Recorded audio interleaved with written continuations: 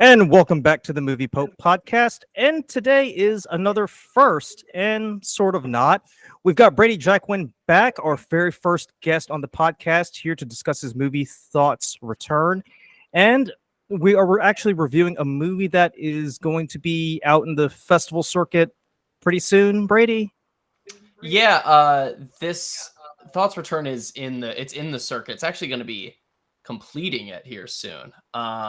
So it's been like in the festival circuit for like a year now. So that's kind of usually the cycle. And now it's coming up on its last few festivals, and then it will be I can like get to distribution and go for the public with it and stop hiding it from everyone. Gotcha. So when's it? So when are you expecting to have it go public? Is it sometime this month or next month or? No, it'll be probably I want to say a couple months because also it'll depend on what kind of distribution I get for it because I'd love to be able to actually get this one on some kind of platform, whether that's Tubi or some other platform that I might be able to get a connection with. If not, then I will just release it, on YouTube or something like that. But I'd rather see if I can get some kind of distribution for it. So who knows how long that can take. So I can't really say for sure, but we're definitely coming up on it soon now. Gotcha. Well, Brady, you were kind enough to send us the link for a private screening earlier this week, and Lee and I had a good look at it, and I gotta say it was pretty intense, but in a good kind of way. Lee, since you're the movie pope, I defer to you to get us started on this. Yeah. No, so I mean, I would say like as soon as I kind of jumped into this, the big thing that I took away from it was I love when we use this visual storytelling. And what I mean by that is the first time we get kind of introduced to the characters, I see like the medical bracelet, right, which is very clearly identified on him. And I feel like nowadays we see so many times that directors, producers, whoever have writers, whoever is, working on this, normally it feels like they have to like shove that in your face. Like someone has to talk about it or someone has to describe it. But I like how you just let it organically kind of happen because as soon as I saw that, I was like, interesting. I see that. It's obviously, he's not wearing that as some type of accessory. There's clearly a reason behind what is kind of going on with this. And, I don't see anything obvious, like I don't see cast or something. So my mind's racing, like, okay, what's kind of going on here? I did kind of get to the conclusion that there was some form of, self-harm that he was trying to do. But I found it very interesting that a lot of that was more visual as opposed to just flat out telling the audience.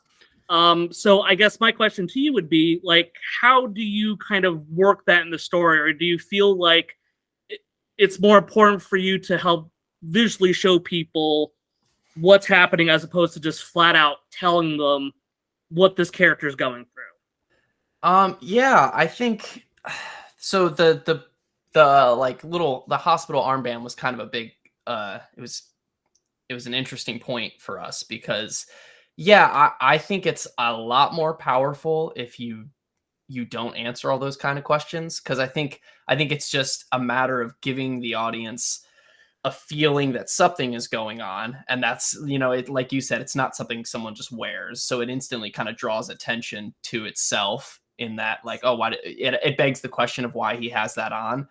And then yeah, I just thought it was so much more powerful to let the audience kind of imagine in their own head what that was from. And given the interaction he has with his kind of girlfriend or whatever relationship you think they can have there, you start to maybe piece it together. And I think it's just more, it's both maybe more disturbing, but also kind of more, I hope, more emotionally impactful if you don't give that answer. And that way I can just imagine, was it a suicide attempt? Was there an accident? Is he, what's his mental state? So it was really, and we thought about that at the beginning. There wasn't, I don't think a hospital band in like my first draft of the script, but I wanted to get across that feeling of someone who's on the edge without, just like you said, without having to have dialogue that explicitly stated that. I didn't want someone to be like, hey man, remember back when you tried to take your own life? That was really crazy. Like I wanted us to have a thing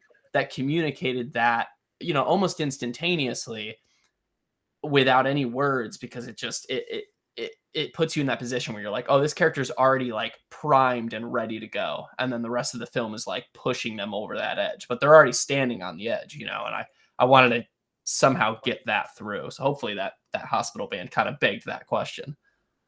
I mean, I kind of like the fact that with this with this particular movie, like you give us enough details, but not enough to answer our questions, and it kind of leaves us to kind of fill in the blanks ourselves. That's what I was thinking the entire time as I was watching it. Yeah, especially with short films too, right? Because it's just like I only have, maybe 10, maybe like 15, 20 minutes if I'm really making a longer short film. And if you answer all the questions, it's just like you already it's hard to be engaged, because it's not like the characters, it's a short film, so it already has this vibe of like people kind of care less and they seem to not get as invested in the characters. So I Yeah, try to get them with that intrigue and have them try. If the audience is trying to figure out what's happening, you're at least engaging them in the storytelling. At least they're having to think about it rather than just me. If I'm just spoon feeding you stuff, it's like, it's so boring for me to just tell you what the story is. It's not engaging at all. so why this particular topic? So I think there's a couple things. One, and probably the most like surface level and trite, is that I originally was going to try to act in this myself and just kind of do it myself, record myself, direct and act in it and all that kind of stuff. And so the headphones was kind of a way of me having characters that I could actually hear in camera, being able to like hit play on the recording, hear their voices in my ear, and then be able to respond and act across from them and work the camera, at the same time. So that's Yeah, kind of how that idea kind of came about. But then obviously just the whole structure of the story, I don't know. I've always been really interested in the idea of suicide. I mean, I've dealt with stuff like that before. I know a lot of people have. But I thought that it's usually handled in a kind of at least in short films, I don't know, kind of a glossy way, I guess, that I don't know, just tries to portray the person as having these thoughts, and it's just kind of squeaky clean sometimes. And I thought this might be a way of like, yeah, it's horror and there's like these scary ethereal elements to it, but also I wanted to portray how your own mind can just like say the worst things to you. Like only your own mind can say the most terrible, gut-wrenching things to yourself, because it knows, what you're most afraid of, right? And I thought that was something I wanted to portray. I wanted to get the brutalness of it, and also just the feeling that it's going to go on forever, that it's never going to be over, and that it's just this cycle, and maybe you're going to beat it for a little bit, but then it's going to come right back. And I wanted to really capture that like hopelessness in it, which is, I guess not a lot of fun for people to watch, but that's what it is. So I wanted to kind of be honest with it. yeah. Yeah, no, and I'm glad that you talked about that, because the dialogue to me was really captivating, right? As somebody that's had friends, family that have kind of unfortunately gone through that, I think it was really impressive how you kind of captured that like awkwardness where like it's hard for people to really talk about the experience. We saw that a lot where she just felt awkward about saying anything. And then on the flip side, we saw the main actor who really like looked at it, and you see the thoughts of like, you could do this really quickly. He's thinking about how what he's going to do is going to impact her, and how maybe there's ways that he could kind of do this without having her being negatively impacted. And there's just so much that's racing through his mind.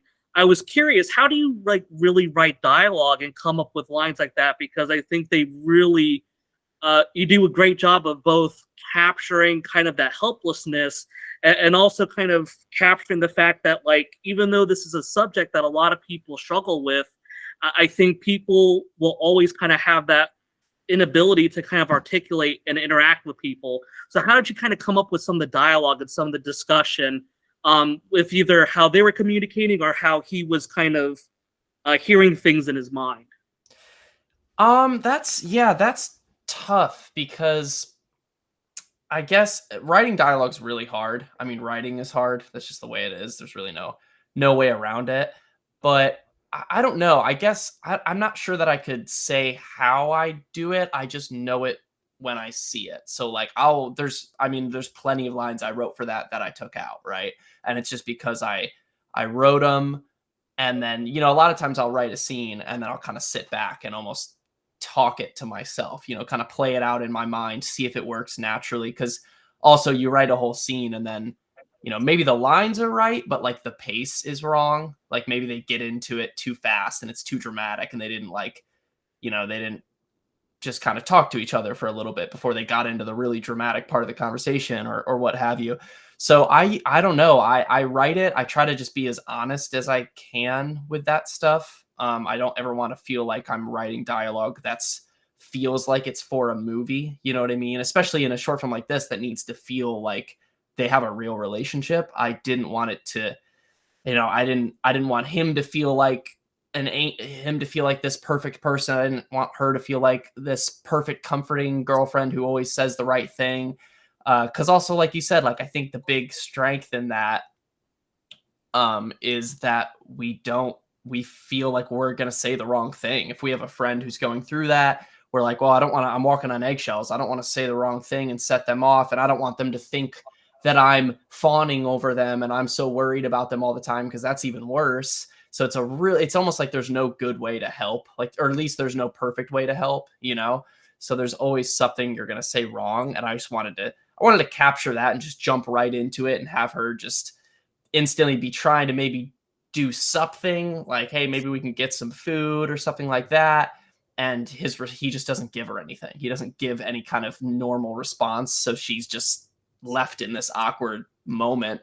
And she just I think she's just grasping at straws, just trying to find something to make him feel better, or at least to comfort him in some way. And Carmela Nucci, who plays that role, did a really good job, I think, with just kind of showing her worry in a way that was like, I'm worried, but I'm not. I don't want to come off like that. Like I want it to seem normal. I don't want you to think that I'm super worried over you. And that was tough to write, but it's also a thing where the actors make it better. You write something and maybe you're unsure, and then the actors add something to it that really, really, you're like, oh, it works now, and maybe it didn't work on paper. So it's all credit to Reed Vroman and Carmela Nucci. They were great to work with.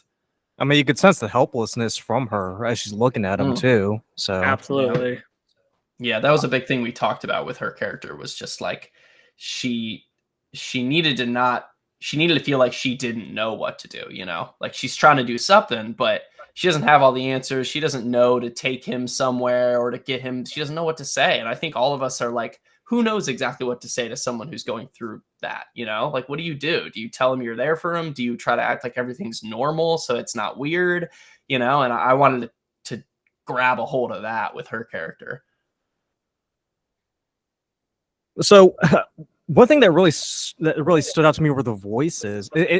Because to your point, he wasn't really responding to her, but as soon as the voices came on, it was like, oh wow, we're having a full on conversation here. I mean, Lee, what did you think about the voices that were playing in his head? Yeah, it was very haunting, and I believe I noticed when the credits were rolling, I saw a few names pop up there. I'm just curious, who ended up doing a lot of the voices that he was hearing? So it's two YouTubers actually that I found. Do you guys know what ASMR is? Yeah. Yes. So like, yeah, and like I know these two, I don't know these two guys, but like I've seen their stuff, and they're both very like, one, obviously they have like really good, cool, deep, weird voices for something like this. So I was like, oh, that's perfect. But also like all their videos are super well produced. Like they have great camera work, great lighting on their stuff, and they kind of go all out, you know, in a medium where you could argue like they don't have to, like they could just, you know, talk softly and people would fall asleep, and that's like the whole point, right? But they like make really like cinematic videos, so I knew that they were the right people to talk to about this. And I had worked with one. His YouTube channel's name is Phoenician Sailor. I'd worked with him once before on one of my first short films called Liar. He actually did the voice of this entity in that one as well. So we had a good working relationship. He's really into horror, as is Atlas ASMR, which is the other guy who did it. They're both super talented, and I was just so happy. We did like one Zoom call, and they knew exactly what they were supposed to do, and they sent me audio recordings, like a couple takes of each line, and then I would just choose and I would mix it in and figure it out. But great voices, a great accent with Atlas ASMR. You got that amazing accent he has. So that was super fun to work with them. I mean, because you could tell, like, with the different voices, to me, they kind of felt like they represent different levels of the psyche. Like, one of them's like, yeah, maybe you should do, and the other one's like, no, you got to do it. Like, do it now. That was my takeaway from Oh, those that's voices. interesting. Yeah, that's interesting. I really wanted it to feel like at times they talk to each other too a little bit, you know, like the first thing they say, like one of them says one thing and the other one kind of agrees with him and is like, yeah, he's right. Like I wanted it to feel like they were like almost like there's a room in his head and he's in it and those two voices are in it and they're just like they're in there and they're talking to each other and the voices are, you know, they're possibly his kind of subconscious that's happening. Like you said, maybe they're different elements of his subconscious. And that's why, like, I could have had him record the voices, right, with his own voice. But I thought, I don't know, it has a different layer to it. It's a different feeling when they're like completely separate, divorced voices from the actual actor. I don't know. I feel like it feels more aggressive when it's not the character's own voice, even though you know it's his inner voices, right? But it's not his actual voice. It gave it a feeling of like something tormenting you, like something that's enjoying you being in pain. And I felt like that's something I wanted with how they delivered those lines.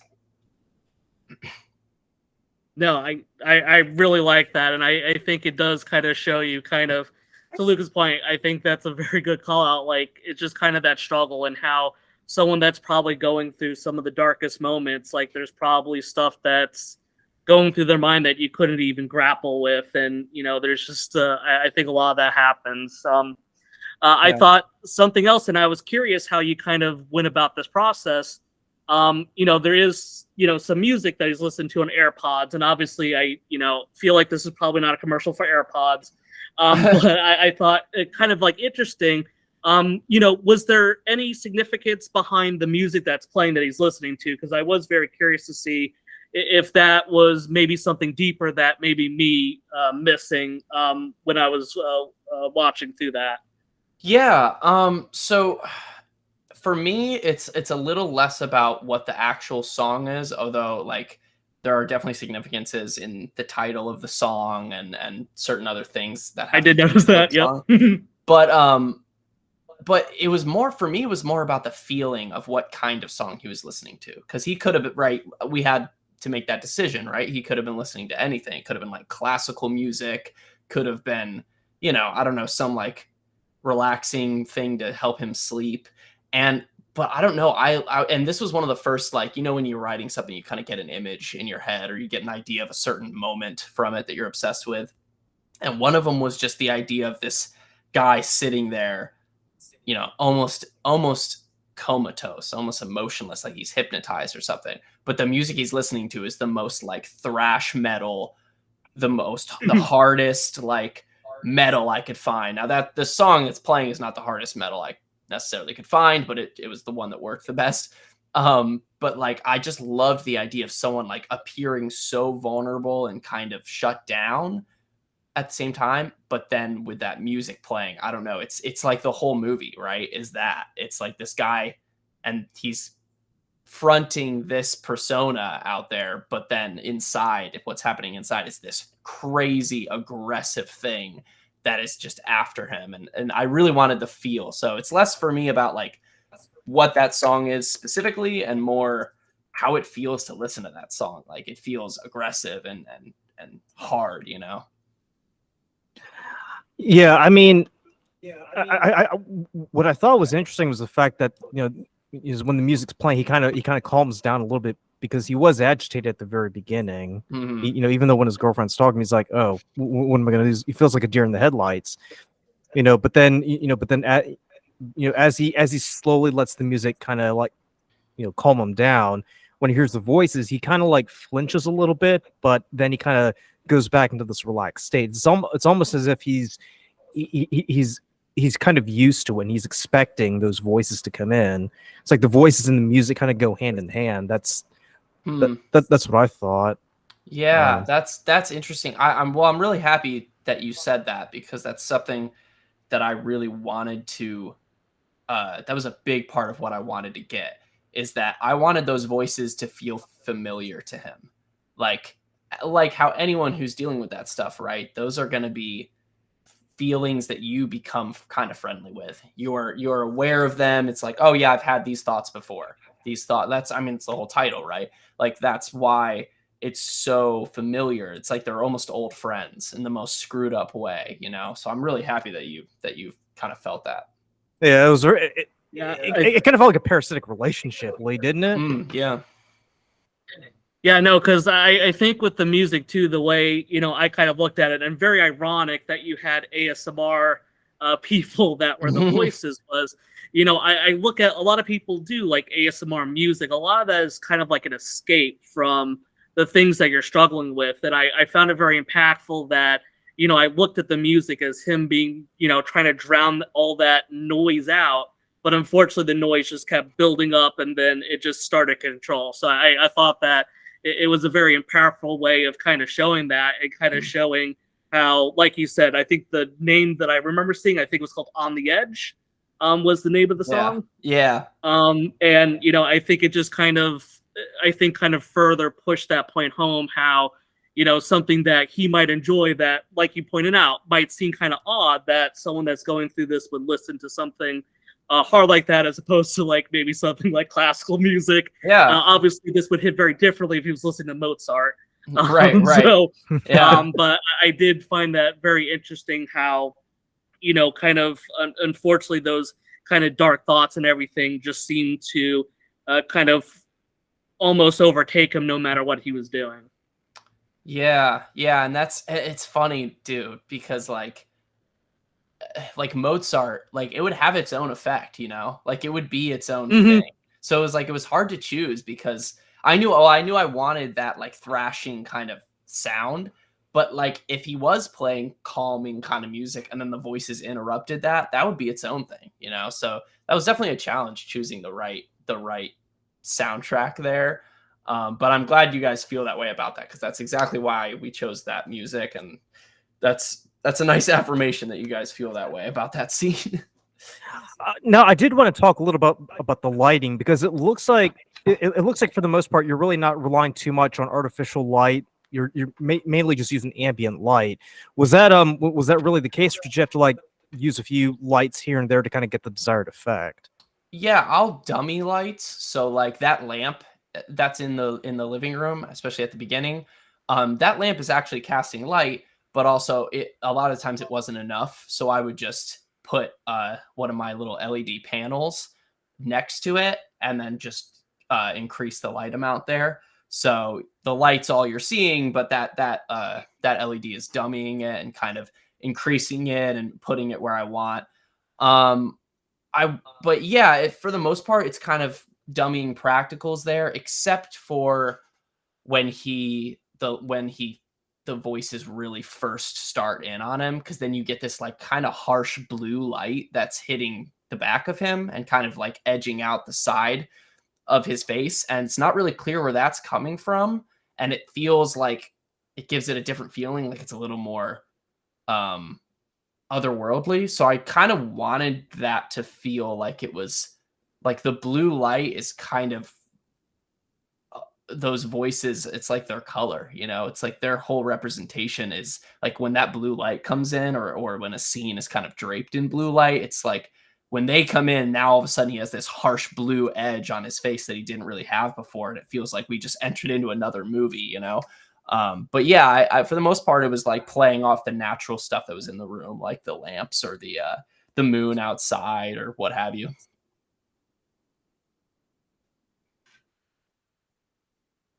Oh, Lee, did you have anything to add? No, that sounds like a big adult question that, you know, little kids like me, when I'm watching something, the lighting and everything like that is just over my head. Well, it's good. You shouldn't. I So hope you don't think about that stuff when you're watching it too. Like that means I did my no, job. no. If it comes up too much, that means I probably suck at my job. So it's good.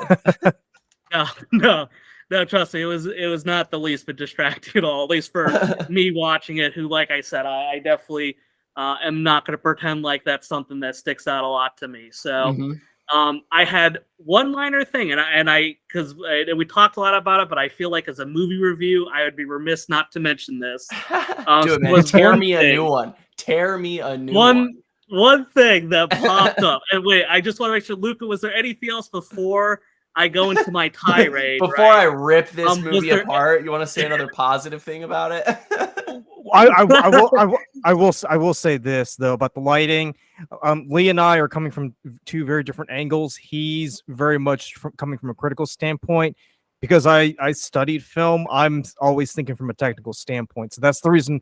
So the questions that I ask are going to be completely different from what he's asking. Sweet. I mean, that's more interesting, right? So you just create the balance. So Lee, your moviness, let it rip. Okay. All right. So Brady, I hope you're sitting down. I see you're sitting down, right? So I'm just gonna fall out of my chair.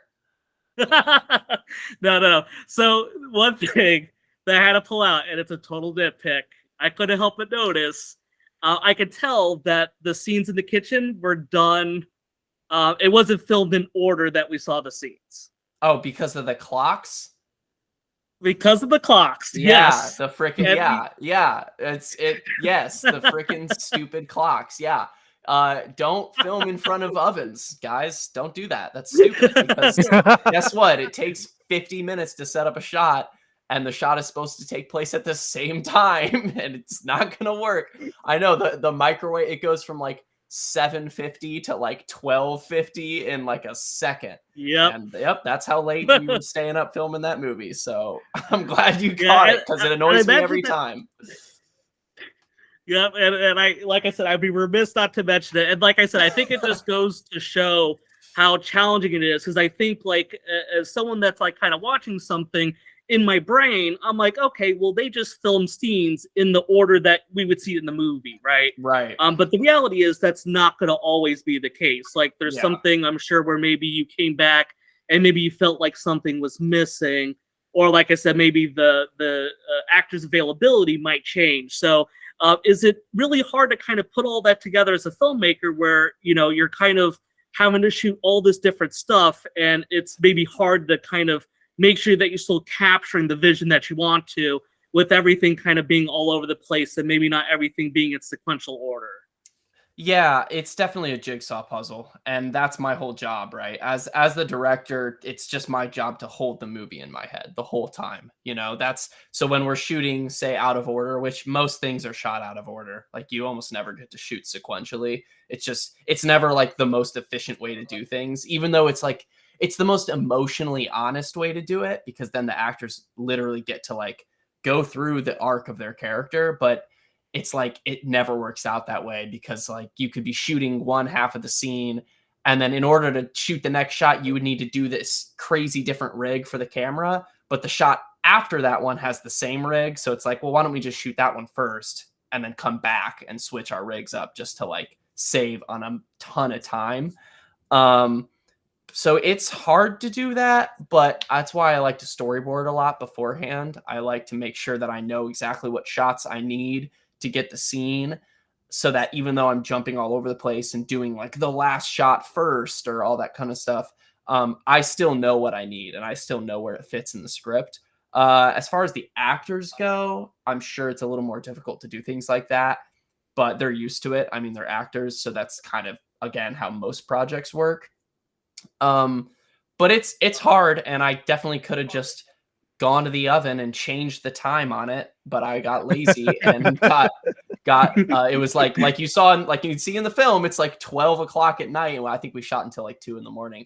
And we were all tired, and I didn't want to take another 30 seconds to change the time on the oven, and that's on me. Now I got to live with it, and I got to get berated for it by you guys. So thanks a lot. Like I said, luckily, like the only I didn't capture it the first or second time. It was only on my third viewing.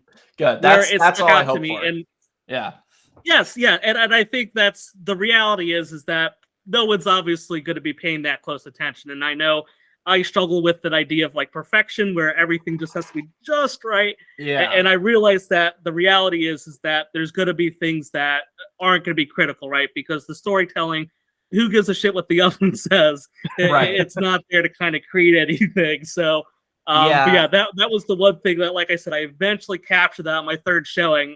I just don't know what grabbed my attention towards that damn oven, but then it was like, it was 8:49, and then it was 12:56, and then it jumped back to 7:26. Yeah, and it's I was like three times. That's really weird. It's not even just in one shot; it's like in 3 separate shots that it just keeps changing, and it's like bright green numbers, so it doesn't blend in super well. Like it's very obvious, and yeah, it's a game of compromises. That's what it is. Like I could have done it. Like I definitely could have taken the time. But I probably was just so focused on getting the performances I want. Because I know, like you said, obviously, like if the performances are bad, but the time on the oven is right, well, that's who gives a flying crap about that, right? It's like we want the performances to be good. And if I mess up the oven timer, okay, hopefully people just don't notice because they're so engaged with performances. But, I could use a freaking script supervisor to help with that kind of stuff because I was doing everything. And that's what I get for rocking solo, I guess. Well, I mean, in your defense, it could be that he was so enthralled by these voices, he kind of lost track of time. That's exactly what I was going for, dude. For sure. That's totally a genius. I am a genius. I mean, what can I say, dude? you got it right there. Although I will say the girlfriend was gone for quite a while. I mean, 4 hours. Like 4 hours. Christ. She's cheating on him. That's why he's trying to do this. Because she's really obvious about it. She's like, I'm gonna go get food. 4 hours passes, and she comes home with glitter on her face. It's like, what's going on? Wow, this just added so many layers. Like, who would have ever thought that the oven conspiracy had all these layers? Because now I have to question, like, maybe she's the root cause of all of his issues now. And this just got a totally different light. It's amazing how something that's so innocuous can have such a dramatic effect on the story. Also, I mean, are they dating, right? Because at the end, like, he goes to bed and he's like, I'll see you tomorrow. So, like, they're not sleeping in the same room, supposedly. Or maybe they're just like a good Christian couple. And she's like, they sleep in separate rooms or something, Like, that doesn't really make sense. Like, so I don't know. Like, and we knew that when we were shooting it. And I was like, it's okay. Let the people ask that question. Like, whatever. Who cares? Like, maybe they're not like, you don't know. Like, they don't ever kiss or anything. Like, she could be his, he could be adopted and they're like brother and sister or something, like, or like different parents, same mom or something like that. I don't know. Like, who knows? So all these things are just, they're in there, man. I mean, we tried, Lee. We tried to get the answer out of him, but nope. Never gonna happen. It ruins it. So Lee, did you have any other thoughts or any other critiques you wanted to give about this movie? No, honestly, that was literally, like I said, as someone that watched it 3 times. I appreciate you. It wasn't until the third showing that. Yeah, no. Like I said, I thoroughly enjoy that, and I think it just goes to show you that, like, a lot of this big media now, just because it's like really big, just because people pour ridiculous sums of money into something, doesn't mean that you're going to get quality work out of it. And like I said, I was more engaged in the first 10 seconds of seeing your short compared to loads of other things I've seen, just because you're willing to, I feel like, not speak down to your audience. Mhm. And I really appreciate that when I see something like that. I think a movie that I always kind of think about that has something like this, and it's a very weird example, but always sticks out in my mind, is a scene from Who Framed Roger Rabbit. And there's this scene where, and I forget the main actor, right, the detective. Bob He's Hoskins. sitting. Yes, Bob Hoskins. Yes, the actor Bob Hoskins across his desk. And I guess spoilers to anyone that's not seen that. I apologize. I'm about to spoil, 30-year-old movie here. But there's this really great scene where you see across the desk, and you see it's all of his brother's old stuff. His brother that was killed by the villain of the movie. And it wasn't like spelled out to us, like we kind of know what happened, but it was really interesting to see just a visual storytelling of how he had this such a strong connection with his brother that he left everything just the way it was when he died. So something where we didn't have to have like Yeah. someone spoon feeding us, like, oh man, he loved his brother so much, and they Yeah. had all this great stuff. Like we didn't have to verbally hear that. I could visually understand what you're trying to tell me by just showing it to me. And I Yeah. think I appreciate movies that do stuff like that, because to me, that's a lot more impactful, right? It feels a lot more, I would say, realistic to what people are going through.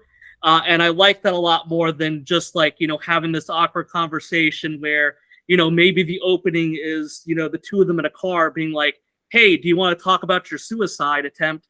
And it would just feel so, I Yeah. feel like movies nowadays do stuff like that, maybe to not that extreme, but I Right. feel like we just as an audience, they have to really dub it down for people. And I like being able to think about what it is that we're going through. And even with the whole oven fiasco, right? The great Even oven fiasco of 2022. yeah. Even with the great oven fiasco, like, obviously, it kind of adds more dimension to that conversation that Luca brought up. So I think, like I said, that's what I like to see. And I really appreciate when I feel like as an audience member, you trust the audience to understand what you're trying to get across without having to have everything painstakingly spoon fed to us. Thank you, man. I appreciate you saying that, and I believe the same thing. I mean, it's like Inception, right? Like that movie talks about. Like the idea has to seem self-generated, so the audience has to feel like they uncovered that thing, whatever it is, or it won't be as powerful. It won't stick with them. Like if you tell them, then they just take it for granted. But if they discover it, and if you write a story that's engaging enough, then you don't have to spell out every little thing, because people they'll want to dig into that stuff. If you make a story that's so boring and just no characters are interesting, then why would they want to dig into the little things that you've hidden in there, right? But if you make a story that's like very interesting and engaging and has characters you care about, you're going to watch it again. You're going to dig into the scenes. Well, why'd they frame it that way? Why is that there? And then you're going to find all the layers there. So it's like, write a good story first, and then everything else will kind of come. But it's just, I don't know. I think you're right. I think there's a lot of movies it's almost thought of it as secondary, like engaging characters and writing a story that people want to uncover, and being okay with questions, being okay with the audience maybe not getting all the answers that they want. Like that's good. The audience doesn't know what they want. Like they don't know what the best movie that they're going to want is sometimes. You know what I mean? Like they might think that they want all the answers, but if you actually gave it to them, they'd think the movie was boring and lame. So I don't know. Steve Jobs in that movie says that people don't know what they want until you show it to them, and I think that's sometimes true with movies. Not to sound too pretentious about it, but I think you got to stick to your guns, And then if you've written an engaging story, then you've bought yourself some leeway, and you can do some things that people might be like, oh, I don't know if I like that, or oh, I don't know what that means. But guess what? They're engaged, so they're going to remember it, and that's, I think, more important than making just, I don't know, something just to make it, right? Wait, you remember when we reviewed The Nun 2 and you were telling me how horror, nowadays has become formulaic, and you kind of, if you Yes. follow these certain elements, you've got a horror film, like you have to have X number of jump scares, the villain, Oh, the yeah. monster does this and this. I'll talk horror all day with you guys. Let's do it. So, so, so, so what did you think of this in terms as a horror film, Lee, compared to the trailers that we've looked at in previous episodes? Well, I mean, I guess I go back to what we talked about, how this felt a lot more cerebral, right? Like this is a lot less focused on the, kind of the jump scare, so to speak, and everything else that I feel like plagues horror movies nowadays. I like the fact that a lot of this was very a self-contained issue, right? And I think it's a very real issue, and I think that's what really brings the point home. Like, a lot of people know people or even struggle through that type of mental issues all the time, right?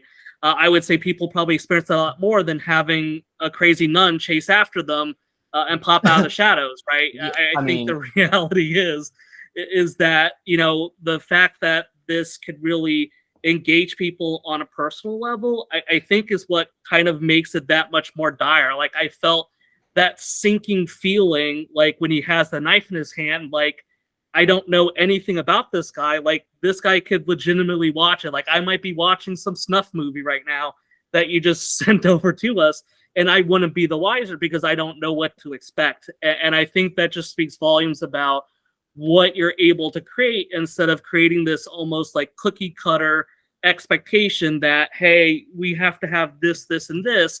Otherwise, people are not going to want to see it. So I think as far as like creating tension, I feel this a lot more in like, I think the 13-minute short than like if I was watching something where I'm like, oh boy, I can't wait for this awkward jump scare or some stupid thing to pop out from the shadows. I'm not interested in that. And I think the way that was handled was a lot more impactful in this than things I would see nowadays.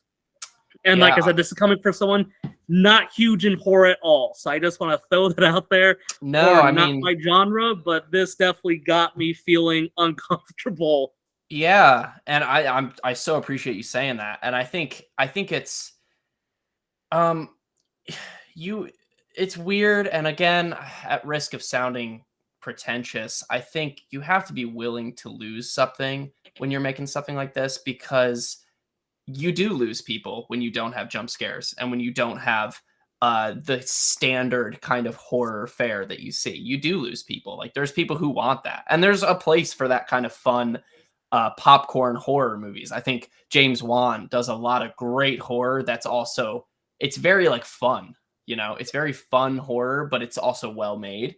But when you make something and you decide, hey, this is actually gonna, like, yeah, it's a horror film, but there's never going to be a moment where the audience is like waiting to jump out of their seat. It's more of like, I think dread is a lot more of the word that we used when we were making this. Like I wanted it to feel a sense of dread, people to just, they're not afraid that something's going to pop out and scare them. They're afraid of what's inevitably going to happen in the scene.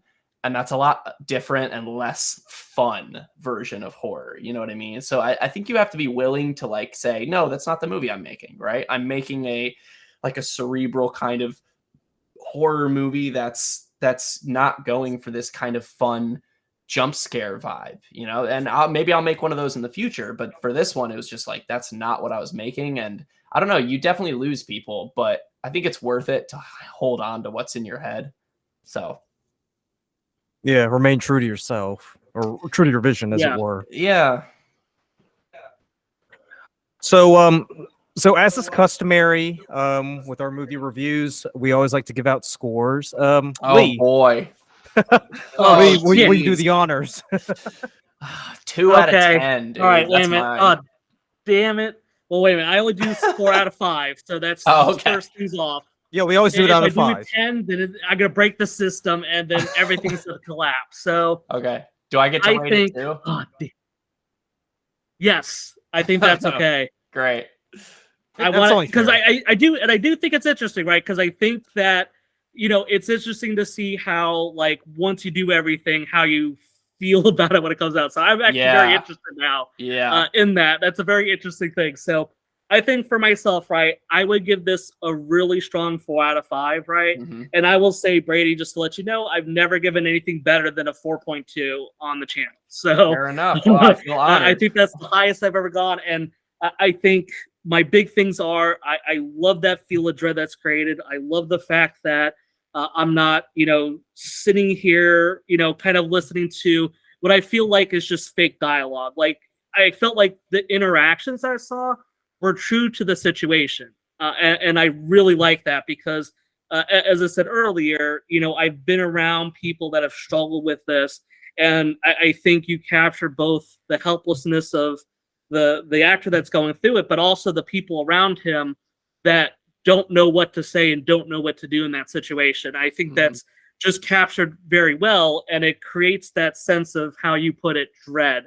That dread that we're kind of going through it. And I think that, like I said, that's what I was really glad to see. And I'm definitely very interested in seeing more. I think I am very much hooked to that universe, and I'm looking forward to see, like I said, more Suicide of what's Cinematic Universe. Yeah. I'm creating it, dude. Yeah. We're coming out with sequels. That's it. That's it. Prequels, too. Screw it. I'm Marvel. I'll do it. Whatever. All right, we're just gonna bring everyone together. We're gonna create this awkward universe, and we don't know how we're gonna do it. But at the end, it's just like yeah, David that's will how I'm return in the sequels. It's freaking Iron Man. Oh, my damn goodness. spoilers! Now we know. Yep. Now we he's know. gonna be back.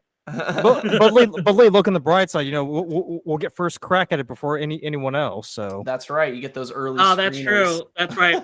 We have to have the inside look now. That's pretty much it. So you set the president. Yeah, Lucas, so I'm gonna give it a 4.1, and wow. Just to beat him out. Just it's you Jeopardy. I know. Jeopardy? Is it Jeopardy? No, it's The Price is Right. The Price is right at him. Yeah, I was gonna say if you watch any of our episodes, I'm always trying to one up or one down him. So fair enough. It's a dynamic. It is a conspiracy. Yeah, it's just a power dynamic. But no, I was gonna say, like, in particular, what I really loved was the fact that there was minimal dialogue, at least between the characters. It was mainly internal. And what I really enjoyed was the fact that you had these voices that, that were not the characters, but they were the characters at the same time. And as I mentioned before, they to me, they represent different levels of the psyche because, because anybody who's taken psychology class or who has, heard enough about psychology or seen movies about psychology, I mean, the human psyche is layered in so many ways. So I kind of get the feeling that as the movie progresses, you're kind of peeling the layer back little by little to see what's really going on until it hits that crescendo where he goes to the sink holding the knife. I will say the kitchen clock was something that kind of threw me off because then that got me going off on the tangent about, well, what the hell was the girlfriend been doing for 4 hours? I'm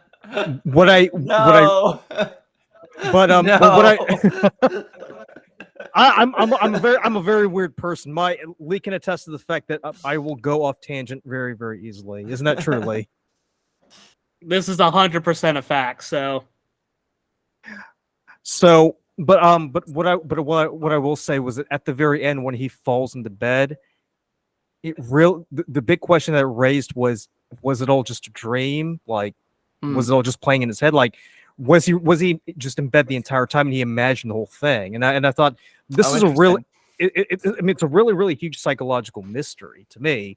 And I mentioned it before in our first interview, but as I was watching, I kind of got Hamlet vibes from it because just like in that Shakespeare play, this is a man who's kind of struggling with his inner demons and his inner psyche, and I just felt like this is a torment that's relatable to everybody, whether they suffer from it or not. Because even if you don't suffer from it, it's something that kind of lurks in the back of your mind. It's that old demon that's always been there. And to Lee's point, I mean, it's far more believable and far more intense than having some demonic creature, in drag just popping out and trying to scare you. I mean, this is something that's very real, very present, and unfortunately happens to some people on a regular basis. So I genuinely enjoyed it, and I'm hoping that you make more movies, and I'm hoping that you send us more links so we can do more of these interviews and more of these screenings with you.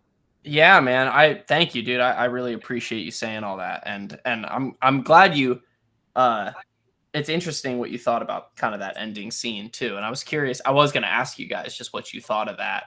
And I guess Lee, since he just kind of told me what he thought.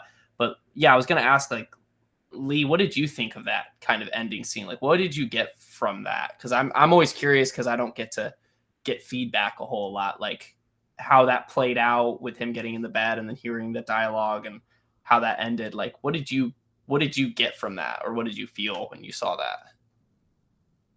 God, like, I guess with everything else that happened, like, it's weird that that was Luca's takeaway, because I guess like the end was just almost like I was thinking more about, like, I was just curious for what was going to happen, and I think it was kind of, I had that sense of, I didn't know, like, I got concerned for the character and what was going to happen to him. So I didn't think about it as much as, I guess, Luca, you have a very interesting aspect of it. For me, it felt like everything had kind of gone through in kind of like a normal narrative sort of sense. And like, for me at least, my feeling was like, without him like having kind of those distractions, like I said, the music, the ASMR, whatever, you're interested in not having that nearby, kind of gave me the sense of dread that, you know, he was going to kind of succumb to the voices almost, Hmm. and something else was going to happen. So that's how I kind of envisioned it, um, as I kind of watched it. And I guess, you know, mine's kind of probably a little bit more straightforward, simplistic. But Yeah, I think that no. I focused so much on how everything built up to that sequence that like my whole mindset was like, you know, oh no, like I get that sense of what's going to happen to the character and whether or not he's going to survive the night. And I really liked that scene right before he goes to the bedroom where, you know, the girlfriend, or however we want to describe the other character, she says the phrase, you know, I'll see you tomorrow, or, you know, I'll see you tomorrow. And it's just, it kind of gave you that extra punch that that might not be true, right? Yeah. That her saying that that might not actually come to be. And it's a phrase that we tell people that all the time, like, you know, Yeah. hey, good, you know, good night, I'll see you tomorrow. It's something that's so common in our language, but in this story, in this context, that might not be a reality that happens. So that's Yeah. how I took away from it. It was the build up to that, and kind of that sense of uneasiness about what was going to happen through him through the night.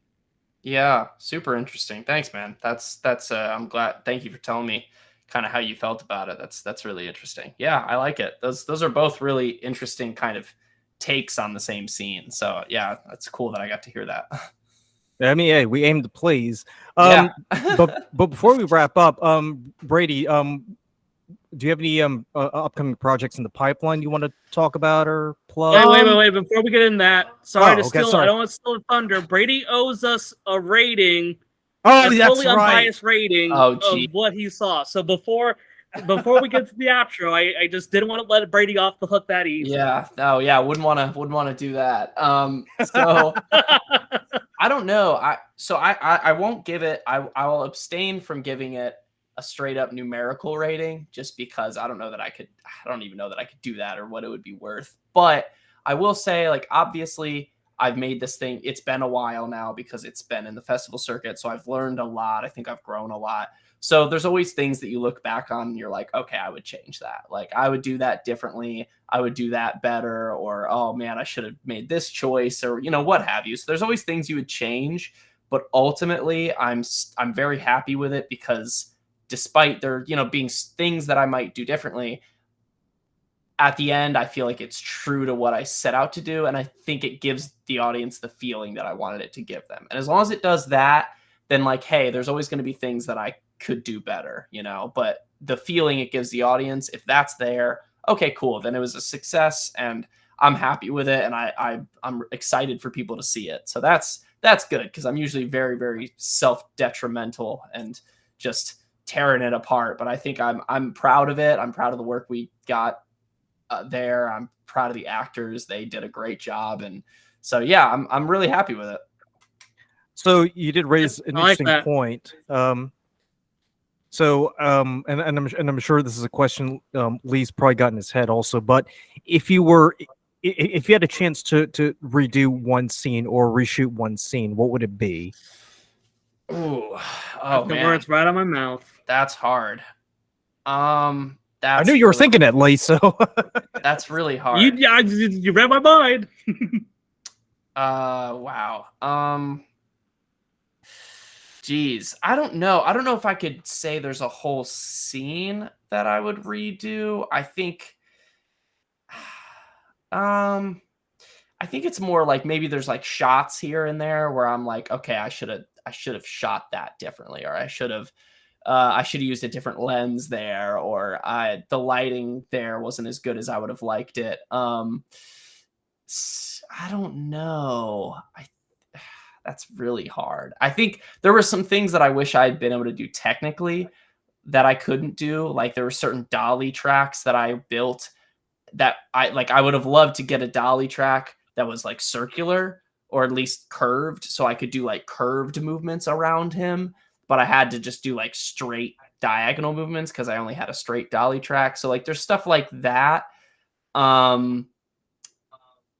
Yeah, I don't know. Oh, here, you know what? Here's something. I'm copping out, but there's some shots in it that are at a higher. This is nerdy, so I don't know but there are some shots that are at a higher shutter speed than other shots, and some of them are on purpose. There were ones that I did that I wanted to do, but then I forgot to turn it back, and then so there's other shots where it's like, oh, that shutter is wrong. And it's a total accident. So I would go back and change that, but hopefully they're subtle and your average person doesn't really notice them. Gotcha. So Lee, any last words or last thoughts you want to ask Brady? No. I think put Brady through the ringer there really well. So I want to get him off the hot seat. That's what it is, man. That's what you should call this, the hot seat. There you go. That's it. We actually might call this last round the hot seat, but oh, there you go. But before we sign off, Brady, are there any projects that you're working on, or is there anything that you want to plug?